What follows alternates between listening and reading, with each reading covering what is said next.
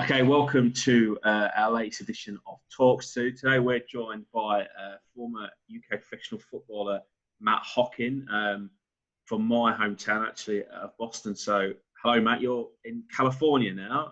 So, night time there, early morning here in Dubai. That's right. Yeah, it's I've got to wake up a bit. It's just gone 9 o'clock here, so 9 o'clock in the evening. So it's quite late.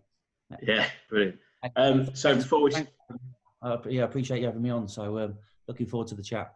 yeah, no worries. So before we start, we have just had a little bit of a chat about it, but big game for one of your former clubs that we'll come to later in the chat, but a big game for Boston United on Saturday, and hopefully you'll be following the result. Will do. Yeah, I'm going to. I didn't get to see the game live last weekend in the semi-final, but hopefully this weekend I'll get to watch it. If I don't get to see it live, I'll hopefully get to see the highlights after. And I've got my parents and my friends that are obviously going to keep me informed of what's going on. So, looking forward to seeing what goes on this weekend.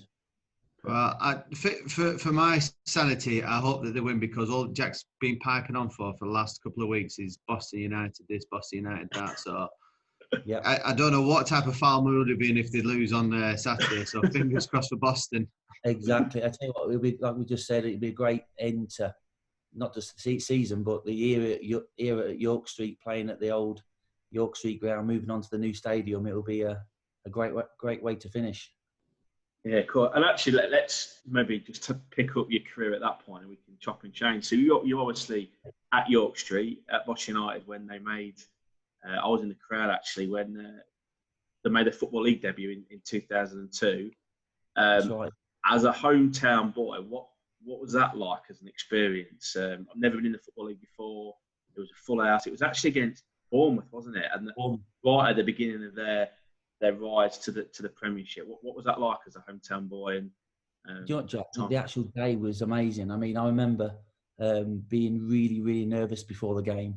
Obviously, not just playing in the first game for in the Football League for Boston, but running out, in front of lots of people that I knew. Like you say, people that I've known all my life from being a kid. Obviously, all my family were there, my friends, and saw people, familiar faces in the crowd. It was, I can remember before the game, we lined up before the game, and with the opposition, and looking at the crowd, and just felt the kind of emotion, and I just knew you could feel what a big game it was, for the town really. First ever game of the Football League, and there was myself and a lad called Anthony Eldin, who obviously you know as well, Jack. He was a local young player, and he played part of the game as well. So it was it was a real big occasion for the club. Matt, I'm going to jump into this point. So when you were a wee pup, you were knee high to a grasshopper. Was it the dream always to play for Boston, or was it bigger teams such as like the biggest team in the world, like Liverpool? was there any love for any other clubs out there? Of course, yeah. My dream was always to play the top level, Division 1, which is obviously Premier League now. And that was my dream. And I'll be honest with you, when I played, when I was younger, playing at the other clubs that I played for, and moving back to Boston, I felt when I got the offer from the manager to go back to Boston, which was Steve Evans at the time, and Neil Thompson was his assistant, I felt at the time, I thought it felt like a bit of a step backwards, because I'd been playing in the Football League for Hull City and Sheffield United and things, but it was probably one of the most enjoyable times going back to Boston. I was apprehensive for a start, but when I actually went there, it was the right move, and it was we had some great. It wasn't just going back home; it was the boys we had in. It's like in sport, the boys we had in the dressing room. We had some great characters at the time. People had been there and done it. Some great young players, and we had. I think I was there for 2.5 years. And had a real good experience back home. So how did obviously Boston sort of middle of your career or coming towards the end of it? Yeah. I remember obviously you're a couple of years older than me. I'll get that in there, Matt. But I remember our fathers actually sort of running Fishtoffe Youth Football Club together as chairman and team manager. And so how did it transition from those playing fields down at down Green Lane at Fishtoffe to now I remember you being at Sheffield United and then beyond. Yeah, it's always been my dream, and I'm a coach obviously now, Jack, as you know, and I try and relay my experiences to the kids that I coach. And I'm coaching at the moment, I'm coaching boys that are 13, 14, 15, 16-year-old boys. And I can relate to being that age and wanting to be a pro footballer. And some of the boys that I coach now wanting the same dream. And so I can pass on what I went through and try and give that to them, and some of the ups and downs that I did. I remember going, what it's like back home. You go to school, and I remember the day where saw the careers lady come into school, and she comes in and takes people out the classroom one by one and says, what do you want to do when you're old, when you leave school? What's your ambition? Honestly, I remember going into the room. I can picture it now. And I went in and said, I'm going to be a professional footballer. And she looked at, I remember the look. I can picture the lady there. And she said, no, yes, seriously though. But what if that doesn't happen? What are you going to be? And I was so adamant. I was like, I'm going to be a footballer. And she went, no, but if you something to fall back on, what are you going to aim for? And I said, I ain't got nothing to fall back. I won't give this advice to young kids now. But I was so adamant and so determined that I was going to be a player that, I was lucky enough. I managed to fulfill that dream. But I remember being a young kid, really determined to do whatever it takes to play professional football. So my question is, so what age did you sign for Sheffield United, and then? Yeah, so I think I was about 14 as like a schoolboy back then. I was at Leeds United for a start, then went to Sheffield United, and then did my apprenticeship, which is a scholar now, you call it. My 2 years at Sheffield United, so from 14, 15, 16, left school. When I was 17 and 18, went to live in Sheffield and did my scholarship in Sheffield, and then became a young pro at, it'd be 17, 18 probably when I signed my professional deal. Who was the manager then, Matt, and who was the boot room? You know what? It's funny because it was Dave Bassett at the time, with the old guy at Sheffield United, Dave Bassett. But as I became an older scholar and about to get my pro deal, he left the club. And Howard Kendall, you remember the late Howard Kendall? Oh, yeah. He came and took over, and it couldn't have been worse timing for our young players, because we was about to get to know if we was going to be taken on as young pros or not. And Bassett went, Howard Kendall come in, didn't know anyone at the club, especially the young players, and he was like, "Well, you need to prove yourself again." And I remember he said, "Tell you what, I'm going to do. I'm going to clear out the youth. I'm not really interested in what we've got as the scholars under 18s. I'm going to get rid." And I remember two players in my youth team under 18s already had pro contracts, and I didn't. And so I went to his office actually one of the days, and I knocked on his door and I said to him, "Listen, you haven't even seen me play yet, and you need to see me play before you get rid." And to be fair, I think he looked at that and thought, you know what, he's had some bottle to come in here, and So I literally played that week. Later on that week, I remember the game we played at Chesterfield's ground against Man United. So we played Man United reserves, and I started in the reserves, and the Scholes, and there was Keane, and some of the first team were playing for him, and I did okay. And then I played a couple more games, and at the end of the season, he decided, luckily for me, he gave me a pro contract. But there's only me and two others that got the contract as under 18s. So Howard Kendall took over, and he was in charge for a couple of years. And then Nigel Spackman, I don't know if you remember Nigel Spackman. Oh yeah. He came in then, and he played as well, so he was a player manager at the time, and he was a great guy. He was a good guy. So I'll just jump in because we had this chat with a lad called Chris Ward, who was at Birmingham City, and he went from having Trevor Francis's manager to Steve Bruce's manager, and everything went south for him. It must have been a really torrid time. So obviously, just in your conversation now about Sheffield United, you've gone through 3 different managers in a short space of time. Yeah. How worrying is that as a professional footballer? And how does everybody else in the club react? I think at the time, Stuart, I was quite young, so I didn't really realise. I was given a bit of time. I think they looked at me as potential, where I think if I was a season pro, I think later on in my career, I played for the clubs and I had to change a manager. And, a particular time when I played for a team called York City, we had a manager there called Neil Thompson, who I met at Boston as well. And he was a great guy. Brought some new players into the club, and we played in League Two. It was League One, an equivalent of League One at the time.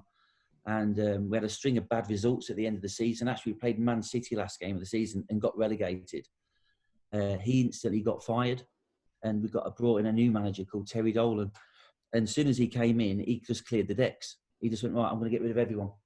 He brought his own players in, obviously from previous clubs, and he brought the whole new team in, whole new squad in. I was the only one with a year left on my contract. So he didn't get rid of me. He kept me there. And it was like a losing battle. I was trying to prove, and I was still a young lad at the time as well. I was trying to prove that I was worth my place in the side. But whatever I did, Stuart, we weren't having me. Really weren't having me. He preferred these boys that he brought in.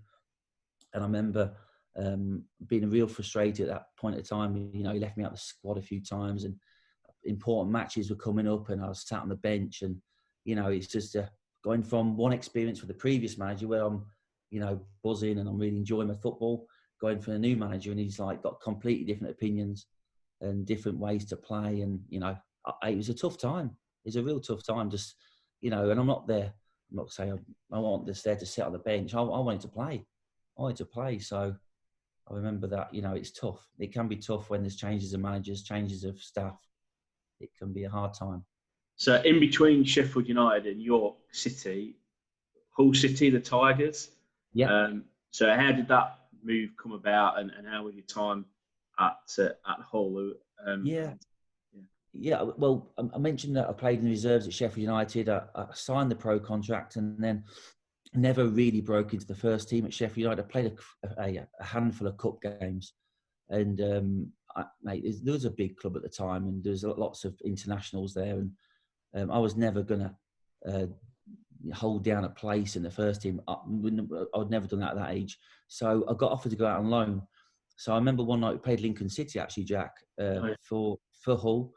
And in my team at the time, a few first team players were coming back from injury. And I remember I played alongside in the back three with a Norwegian international, which was Roger Nielsen, and a Dutch international called Vonk. And so us three played in the back three.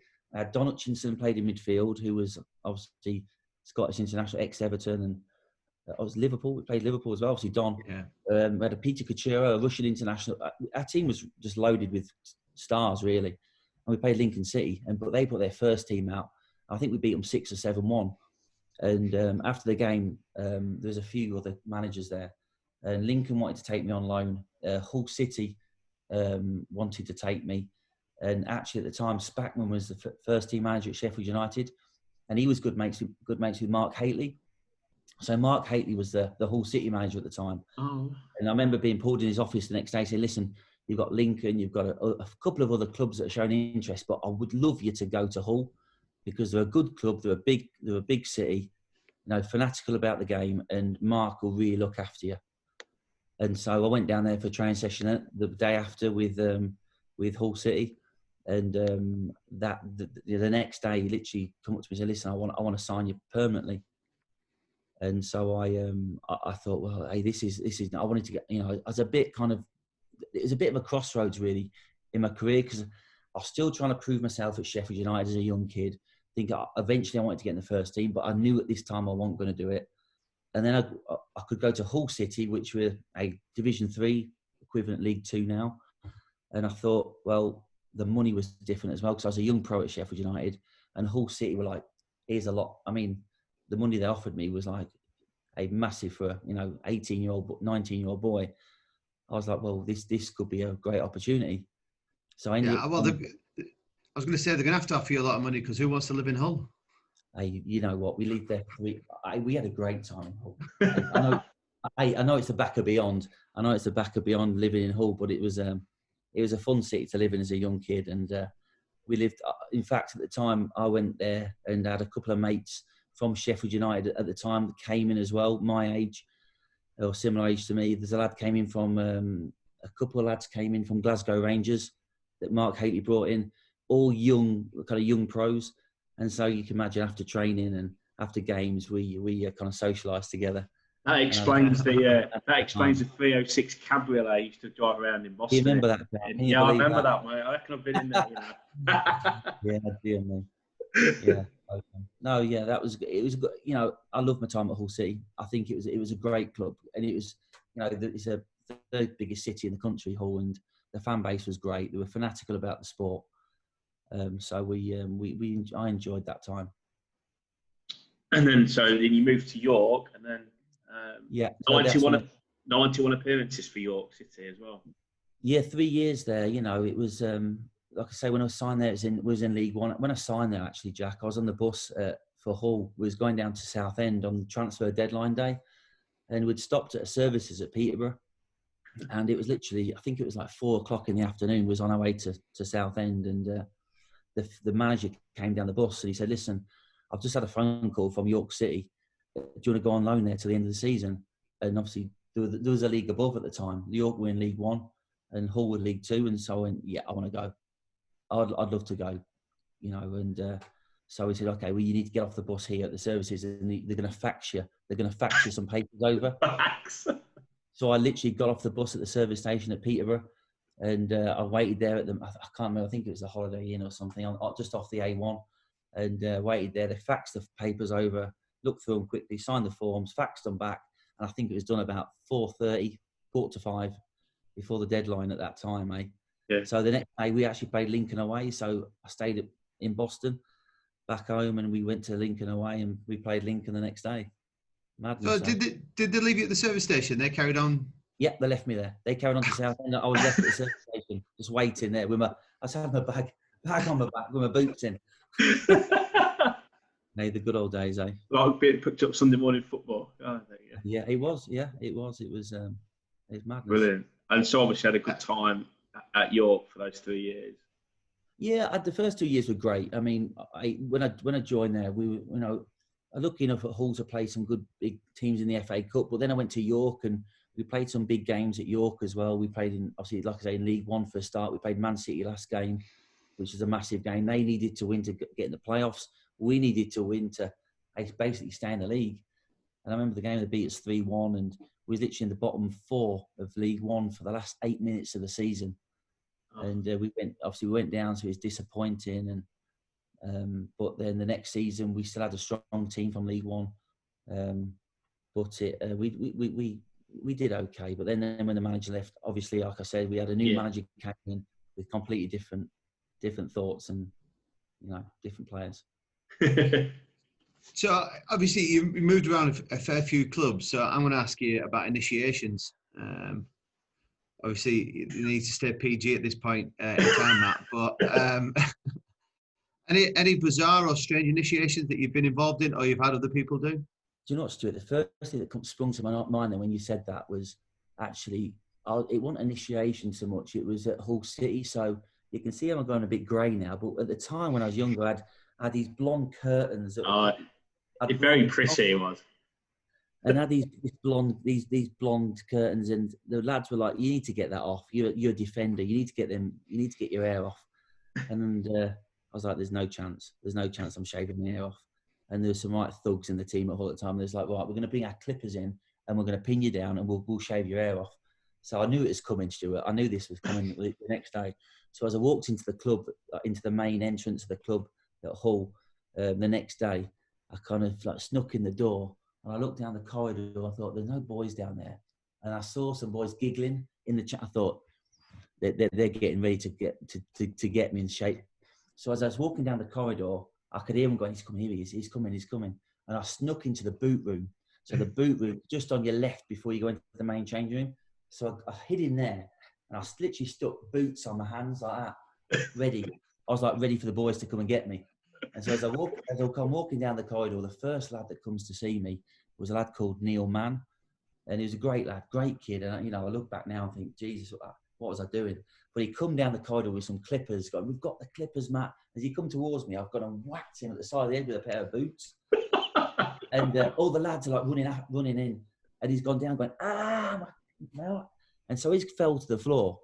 And the boys went, "Matt, you think you've hurt him?" And he's gone down screaming, and there's blood coming out from his face. And I'm like, oh my goodness. And So the physio came in. I've detached his retina in his eye. Oh, so his retina got detached. His eyes was bloodshot. I mean, the lads, they just all left it. They went back in the change room. It was forgotten about. So Neil was out for the rest of the season. He was out for a few weeks with his eye, and it came out as a training ground incident. Really, I'd gone and clubbed him on with a pair of studs because I thought he's not shaving my hair off, and so I look back now and think that I listen stupid things really. How did he take that? He was good as gold. Honestly, Jack, he was absolutely fine. He was like, listen, it was, we've tried to play a prank on you, and it's backfired. Hey. The biggest question I want to know is how long did the curtain stay for? Did they eventually get him off? They stayed forever. I actually, I don't know if this add on to the story as well. I actually ended up after Boston, Jack, as you know, I signed for Stevenage Borough in North London, and there was an incident with a manager there. So Graham Wesley was my manager, and at the time he was renowned for. I say he's a bit different. He was very into the psychological stuff. He used to test us a lot. He used to grill us in interviews, and he come up to me one after. This was in the second year I was there, and said, "Listen, you're not ever going to play for me again unless you shave your hair off." And I was in his office. I went, "Yeah, okay, yeah." He went, "No, seriously." He said, "Football's all about perception." And he said, "And you're a centre back now. You're a right back centre back, and if you've got your hair shaved, the attackers won't want to know." And I'm like, "What are you talking about?" And he's like, "You need your hair shaved off." And so I went, "All right." So I went home, and that was a Wednesday. And was that a Wednesday or Thursday? So I came in the next day when he puts a team board up and tell you about the team. And I came in with a bobble hat on. And so all the lads were like, "He shaved his hair off." And I kept the bobble hat on.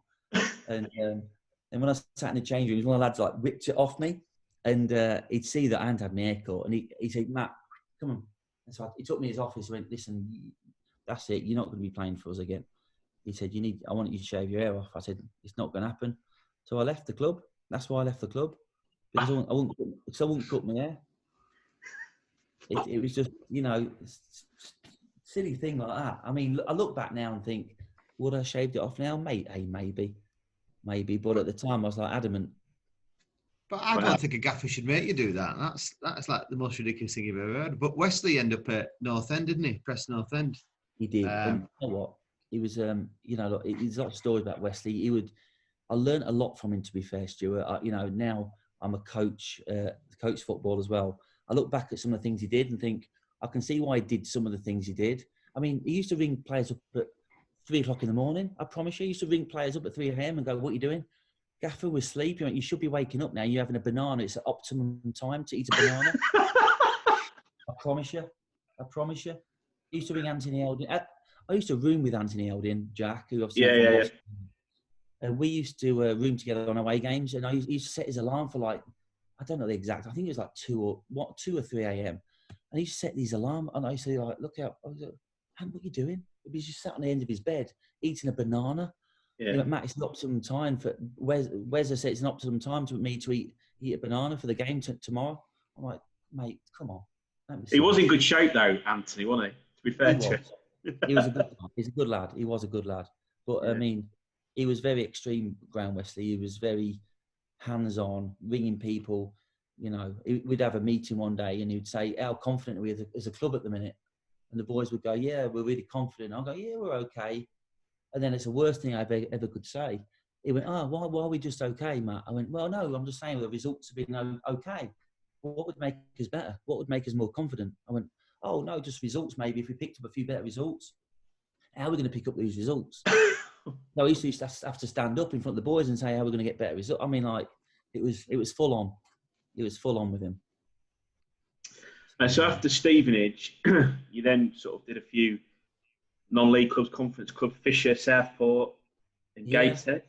Yeah, do you know what, Jack? Yeah, they went obviously to a few non-league clubs, but I didn't mention. One of the stories is when I left Boston to go to Stevenage, I was literally that summer. I was waiting for a club to come in, like you do. It's a club to give them a call and say, "Listen, we're looking for you. We want to offer you something." Nothing came. So when I went to Stevenage, it was actually Anthony who got me to Stevenage, and I went on a Monday morning to sign for Graham Wesley.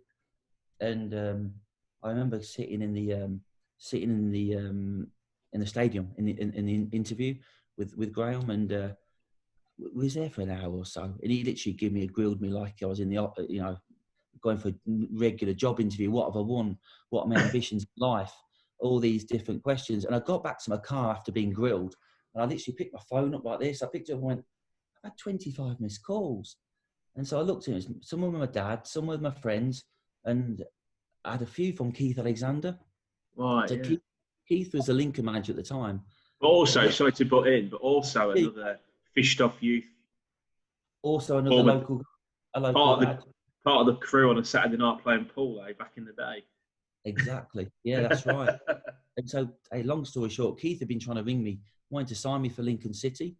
So he'd rang me, and I rang him back, obviously, and I said, listen, Keith, I've just signed for Stevenage Borough. I've just signed, for Steve. And he went, listen, go back in there now. Tell them that you've got an opportunity to stay in the Football League with Lincoln, and you want to come and sign for us. So I literally, worst thing ever, gone back in to knock on Graham Wesley's door. I said, listen, I've made a big mistake. I've just had an offer from Lincoln City, 30 minutes down the road from where I live and my family are. And Football League, I said, it's just an opportunity for me and my family to. And he was like, no chance. There's no chance. He said, I've got rid of people and I've brought you in as a defender, and I've brought you in on purpose. I'm like, listen, anyway, Keith ended up ringing him, and he wouldn't budge, obviously. He wanted me to stay there, and I'd sign the contract. But hey, listen, it was probably, I had a great time again at Stevenage. We had some great kids at Stevenage, and even though we went non-league, we had some great times there, and learnt a lot. A lot from Graham Wesley and some of the players that I worked with, and made some good friends there. And like you said, Jack, and then obviously went to Fisher and Gateshead and Southport, in the Conference North and South, and it's some great memories. Yeah, and then just very quickly, so obviously we sort of came across each other all the way through those times every now and again, but then we ended up being, when you decided to pack in, which is fairly early, I think, early 30s were you when you decided to pack in? 30s, yeah. We reacquainted ourselves with each of the stewards, colleagues at the school at Haven Iron, and Matt, you came as a youth worker, as a behaviour improvement mentor, and so a complete change of career for a short while anyway. Do you know what, Jack? And I'll go back to the interview at school when I was determined to be a professional footballer. You look back, and that was all I've ever wanted to do. And then after my 15 years or whatever it was in the game, it happens. Everyone says footballer's career, it's quick. It flies by quickly, and it obviously really does. And after I'd finished, and it came, like you said, early 30s, came to an end sooner than I thought. I ended up going, well, I looked at my CV and thought, all I've got in there is football clubs, and what I've done playing wise, and what am I going to do in the real world? And it was tough. It was really tough to get my head around. It took me. I'm still getting around it now, to be honest.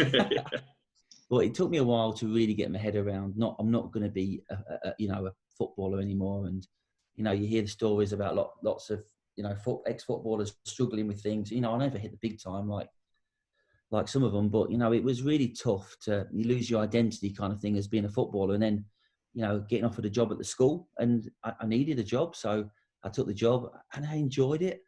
But it was just like, Jack, I remember, and you know what it's like. I remember sitting in the classroom looking out the window, and I remember looking at the football field out the window, going, I just feel like I need to be out there. I shouldn't be locked in a classroom. I need to be out on the field.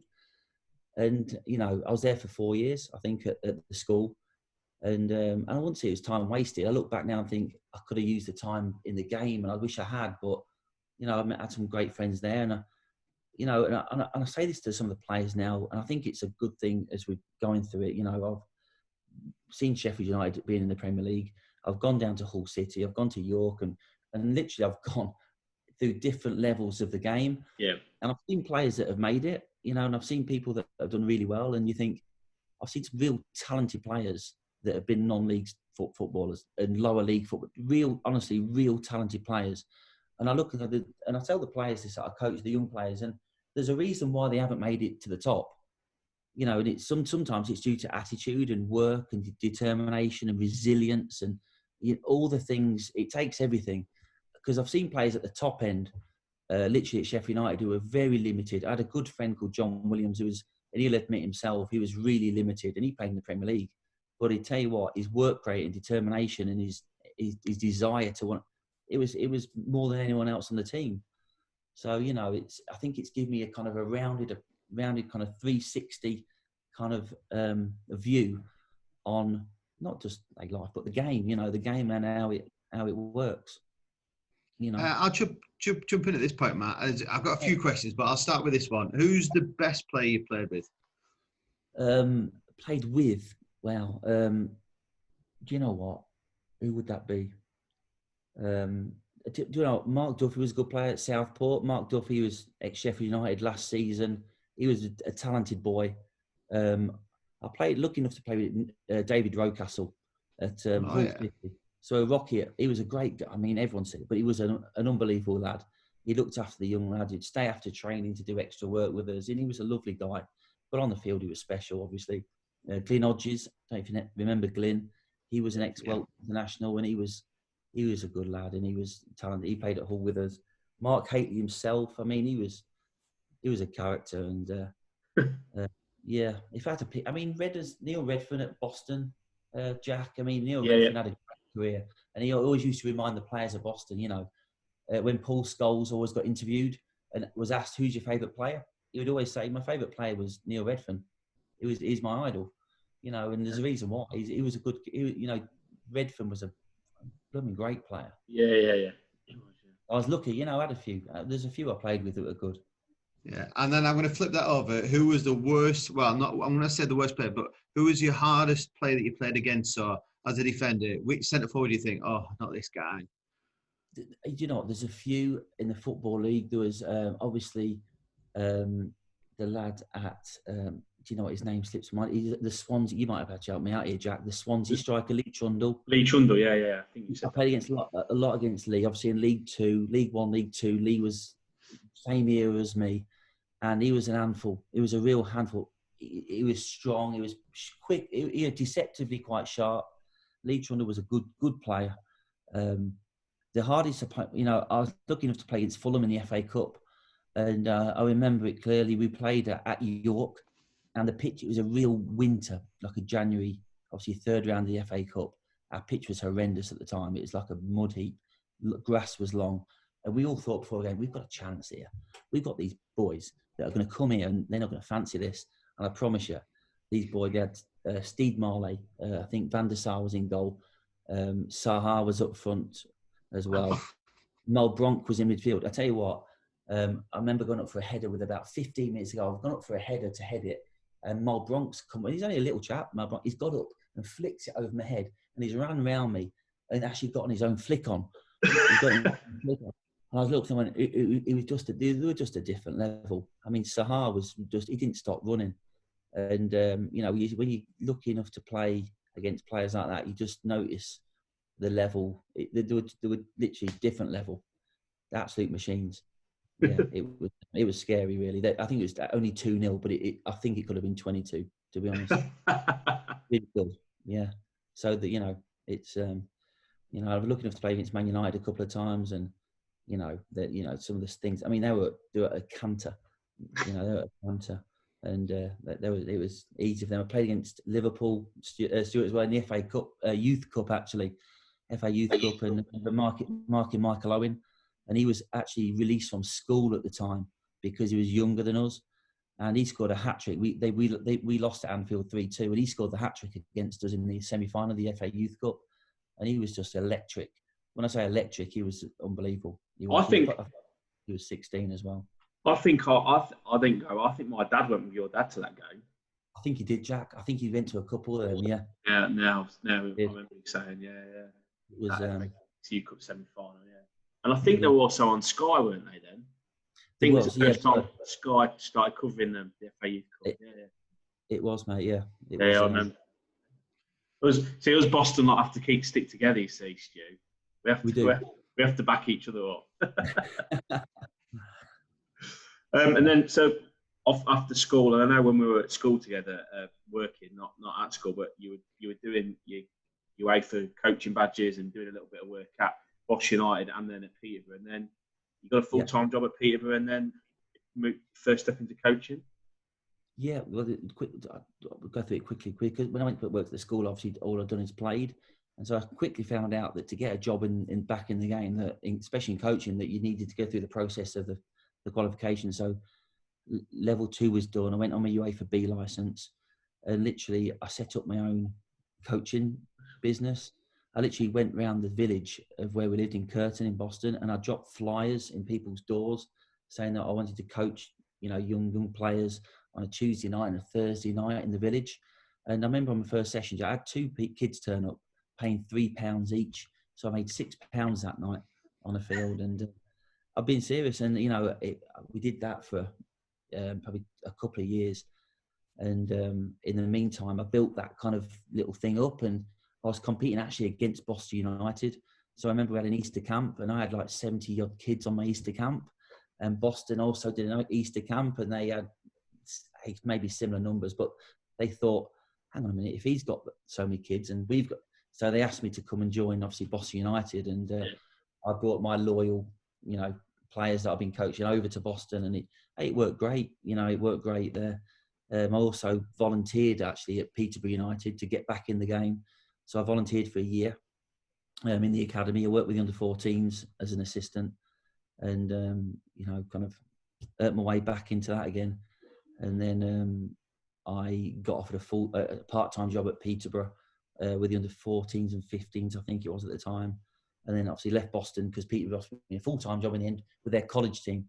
So I worked with Peterborough's under-18s, a college team, and I did that for a year.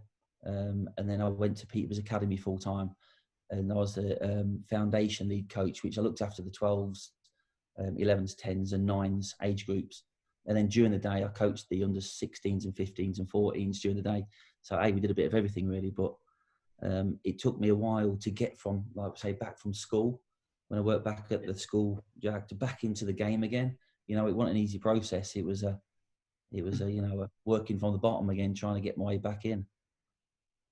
So, it's all part of that. And I finished off at Peterborough United. I did my FA Youth Awards and my UEFA A. Finished them off at Peterborough, and it was a great club, and they admit it themselves. It's a stepping stone club, not just for players, but for coaches. You see a lot of good coaches move from Peterborough to other jobs, and you see the same with players. A lot of players go through Peterborough United. Good young players go on and go to bigger, better things. After Peterborough, you then was there anything else, or was it then just let's get on a flight, let's go? You know what? It was from Peterborough straight over to the USA. It's always been my dream since at Sheffield United as a kid.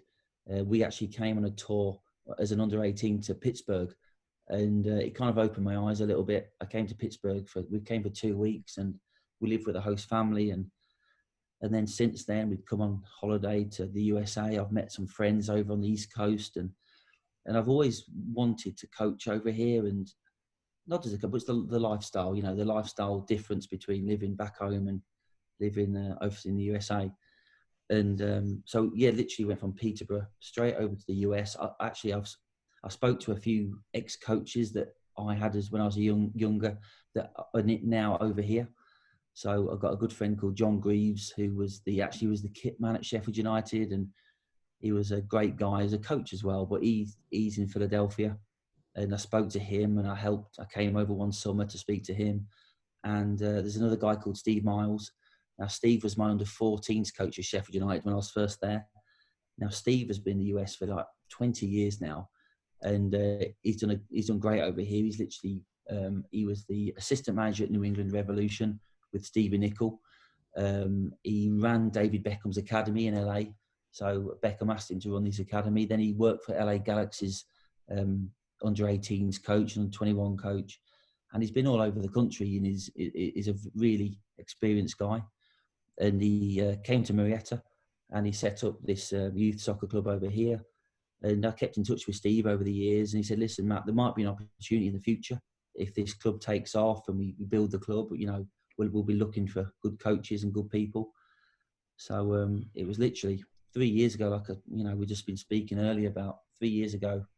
I spoke to Steve, and he said to me, listen, were you serious about coming out here to the US? You know, it's a big move. Would you be still interested? I went, oh yeah, of course I am. He went, well, listen, I can offer you something. And so I went back to my wife, Debbie, and said, listen, I've just been offered a job in the US. It's in California, Southern California. And she was like, get yourself over there. We'll work it out. We'll work it out. Imagine. It must have been hard going from Peterborough to like Laguna Hills. It's like, must have took you hours and hours to debate that one. And Debbie will hate it. I mean, I cannot see why Debbie would have been attracted by the beaches of Laguna opposed to the fens of Lincolnshire. I can't see. You know what? It was a no-brainer for me, Jack, really. But like, since I've been over here, there's lots of people that I speak to back home now as well, and they're like, love to do it. I'd love to come over.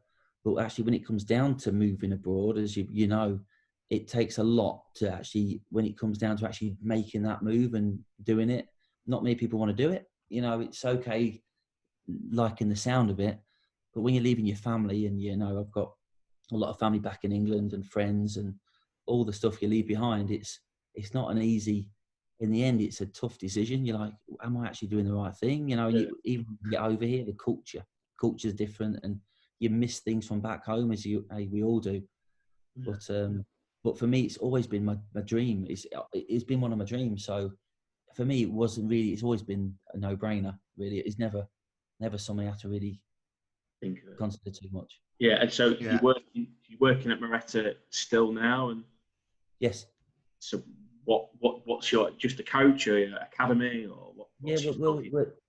We're like a youth club here, Jack. We it's different over, as you know, over here, Stuart, it's over here than it is back in Europe. So we have the teams like, obviously, LAFC are quite near to us, LAFC and LA Galaxy. We've got Real Salt Lake and all the pro teams. But also we have youth soccer teams like ourselves who compete at the same kind of level with the youth. So we've got some real talented kids here. And obviously, it's being such a big country, kids can't always travel to LA from where we are, because it's a good hour and a half. Hey, with the traffic we'll get over here, it can sometimes be 3 or 4 hours to get there. So our club here, we have boys and girls teams, and we now compete in the new MLS Elite Youth League. We will be. And so we'll be playing teams like LA Galaxy and LAFC, and we'll travel to all the other MLS clubs to play. So it's even though it's a youth soccer club, we've got some real talented kids, boys and girls here, and it's a great club with some great coaches. You know, we've got a few English guys here. We've got some South American coaches, and we've got some coaches from another couple of coaches from different parts of Europe, and it's great to see their kind of what they bring to coaching. It's a different styles, different methods, different thoughts on how to coach, and it's great. It's really good.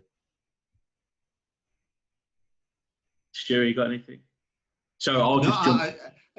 I was thinking when Matt's talking about it, I have a massive love for California. I spent the summer out there, so I did. When you're talking about it, I'm reminiscing, going, "Oh yeah, I absolutely love the place."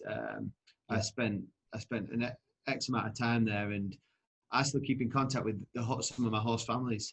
So this time last year, I was back in California, meeting up with some of the families, Rancho Cucamonga, Pasadena, Arcadia, all around them areas. But like you're saying, and we had this discussion the other day, is that there is so much talent in America, but I just find that, I just wonder what the issue is. Maybe you might be able to a bit more of an insight.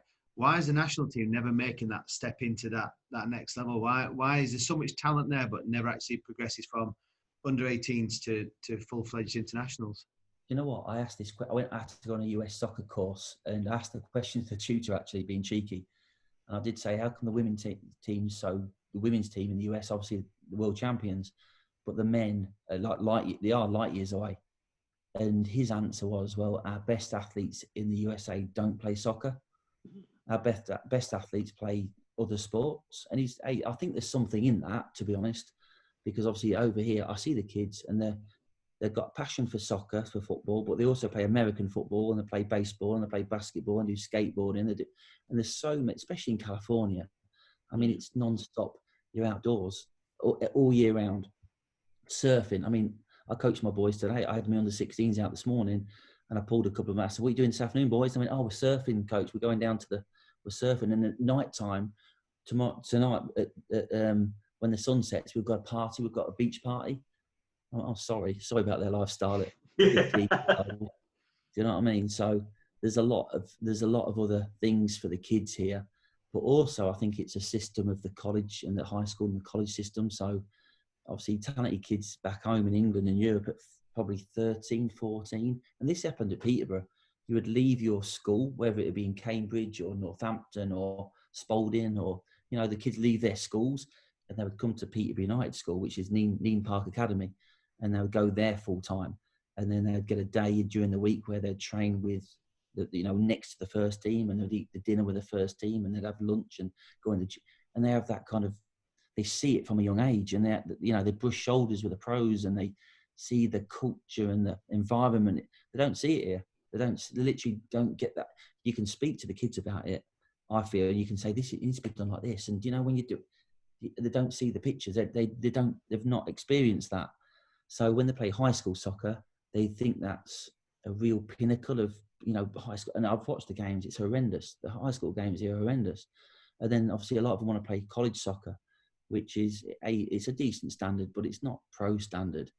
And so, I think the American teams always compete with a lot of the rest of the world really at young ages, but it's when you get to them high school ages of 14, 13, 14, 15, I think the level starts to go, and that starts to drop because the rest of the world kicks on, and the American system doesn't allow it to. And I think it's going to change. I think it's trying to change, but it's just and the pay to play model as well, which is obviously it's back home we don't the talented kids don't pay for soccer, but over here it's pay to play, and the kids paid to. I think it was Zlatan Ibrahimovic recently said, he had a famous article when he said when he was in LA he paid I think $5,000 a year for his two kids to play soccer over in LA. I'm just so coaching out. Any thoughts of managing Matt in the future, whether it be in the US or back in the UK? Do you know what, Jack? You always think of the next step. I think, don't you, in your career and your life, what's the next thing? And it's always been this. It's always been in the US, Southern California. I couldn't wish to live many places in the world better than this. And I look at the next step, and I do think, what more do I want? I would like to probably coach at a first team level, but I think, I see the plans that are going on in soccer over here, not just at our club where I'm at the moment, but what's happening in the MLS and what they're trying to do. And I'd love to be part of a professional kind of environment again. I do miss the professional environment of, things being, I'm not saying done properly. I don't mean it to be done properly, but I mean the day-to-day being in and around professional coaches and discussing, what's going on in the games and doing all the analysis and planning sessions to get, and that kind of day-to-day, day in, day out of being in and around a professional club. I miss that part. Yeah. But trading that off to what I've got at the minute, it's what I wanted. So things moving forward, I think I'd love to be part of a pro environment, really. So would I go home?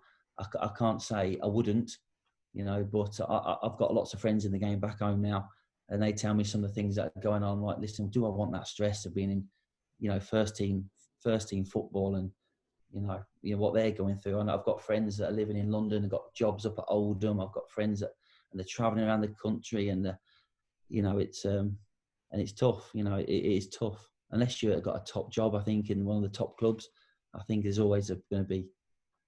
I think it's always tough for you to, real settle down and not look over your shoulder. Yeah.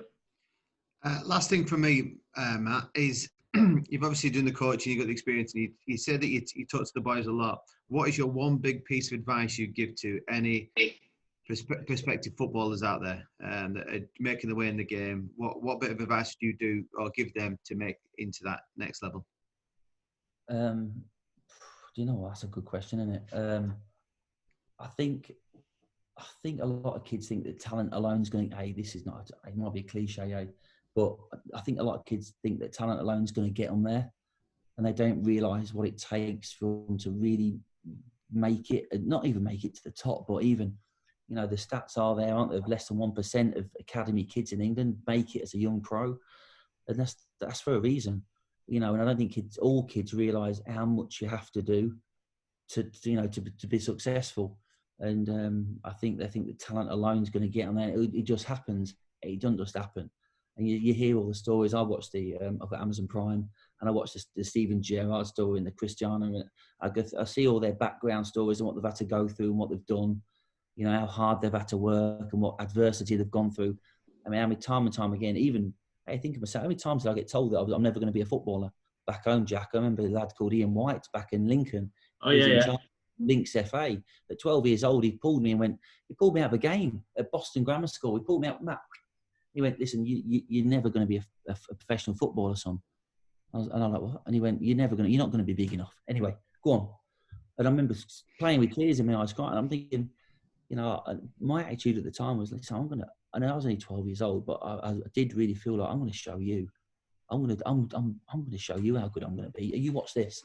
And I've seen him years later, and I reminded him of that. And I think that it takes not just talent; it takes a lot of like resilience, a lot of, you know, being able to deal with adversity, a lot of, you know, going through things. And it's not easy. It's not plain sailing, but it's that hard work, and not just physically hard work, the mental hard work you have to go through. I think you have to really work hard and really be determined, the determination to want to do it. And I think if you do it, you've got a great chance, because like I say, I've seen people that haven't got the talent that have made it just because of sheer determination and hard work and the work ethic and all that stuff. So it's cliche, but if you want it badly enough, it is there for everyone. It is really literally there for everyone. And I think the kids that I coach, they don't realise that. And that's the frustrating things for me sometimes. I see kids at our club, I'm like, if they were English, they would be in a pro club. I tell them, I say, if you was English, you'd be in a pro club in England, without a doubt. But they get, that's great news for them, but they don't know then what the next bit is. You know what I mean? It's all getting told that, but it's seeing it day to day. So, you know, it's you can't just rest and think, I hope it happens. I think you've got to really work hard for it.